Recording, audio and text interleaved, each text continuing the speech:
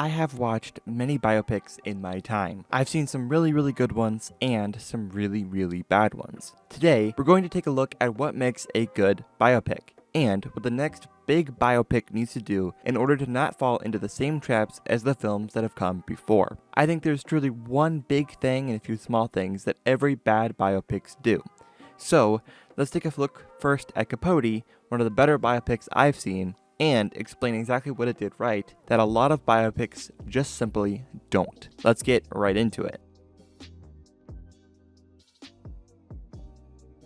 Before we can get into what this movie does right, if you don't know anything about this movie, I'll catch you up to date as quickly as possible. Capote is about none other than Truman Capote, who wrote Breakfast at Tiffany's, but is probably most famous for writing In Cold Blood, which is about the terrible tragedy that occurred in Kansas. I'm not going to get into the details, but after the murders, 2 men were caught for their crimes, and this book is about Capote going to interview and study both the crime and the criminals. It's mostly about just the crime. Thus, the movie is about his experiences with his real life and his friends, including Harper Lee, and how close he was getting to both of the criminals. So, now that you're caught up, the number one thing that this movie does right is something that a lot of bad biopics fall into. They take a look at the subject of the film, whoever that may be, and, for lack of a better term, clean up the acts of the people they're talking about, rather than being interesting and showing people the true lives as close as you can get it to what they actually had lived. I have an example in Capote that works, and a few others in other movies that really do not work. The most clear example in Capote of showing the bad side of someone is how, throughout this movie and in real life, Capote crosses the line between the subject and the viewer. Capote wanted to write a non-biased book about the events as well as the town itself. However, one of the criminals, Perry Smith, believed that Capote was writing a book about their innocence and that he was trying to maintain a stay of execution for him, which Capote was really not doing so. So, Capote lied to him in order to get the information about the crimes and what actually happened that day in exchange for help to get a stay of execution. He didn't necessarily lie more than he just didn't say the full truth.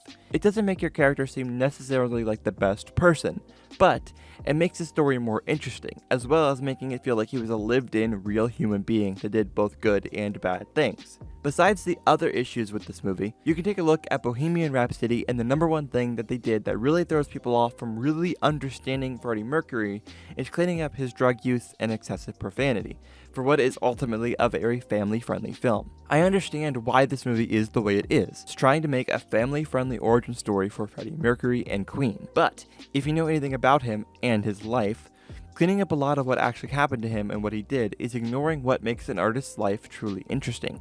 The ups and downs, the rights and the wrongs. That's what makes movies interesting and what makes biopics very interesting. You cannot make a David Bowie biopic and brush over the Diamond Dog era and the cocaine, paranoia, and incredible weight loss. That just simply would not work. That's why Bohemian Rhapsody really doesn't work.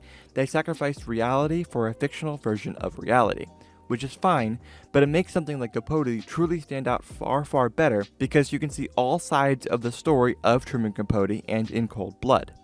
It's not a biopic by any means, but it is something that a lot of people take as historical fact, at least up to a point, of course, and a lot of it is not. You're not ready for this, it's coming out of nowhere, but it's the Conjuring franchise, at least very specifically Ed and Lorraine Warren.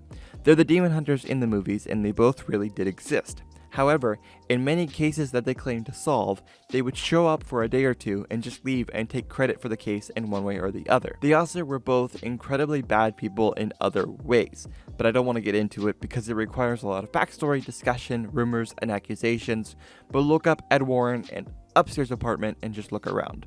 You'll know what I mean about real lives that really happened. Of course, that wouldn't work for the premise of these movies, but that's besides the point I'm making. You can very easily create versions of people out of the reality of people if you're not careful. Biopics play this really interesting part in the understanding of famous people or some of our favorite artists. If you're not careful, you can create someone that never really existed in the first place. And if you're not careful when you're watching a biopic, you can easily believe in that version of events yourself. Thank you all for watching. I really appreciate it. And I just want to say thank you all for supporting everything I do.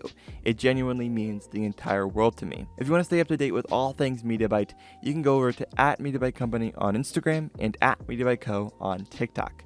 We're also on Threads and Bluesky as well. Listen to all the podcasts on the MediaByte Podcast Network Diary of an Indie Filmmaker, Exploring Cinema, and Slash It. If you think anything we do here is worth a little bit of cash, you can go to patreon.com/mediabyte for ad-free podcasts, commentaries, and more, all right there. Again, thank you all for supporting everything I do, and I'll see you in the next one. Peace.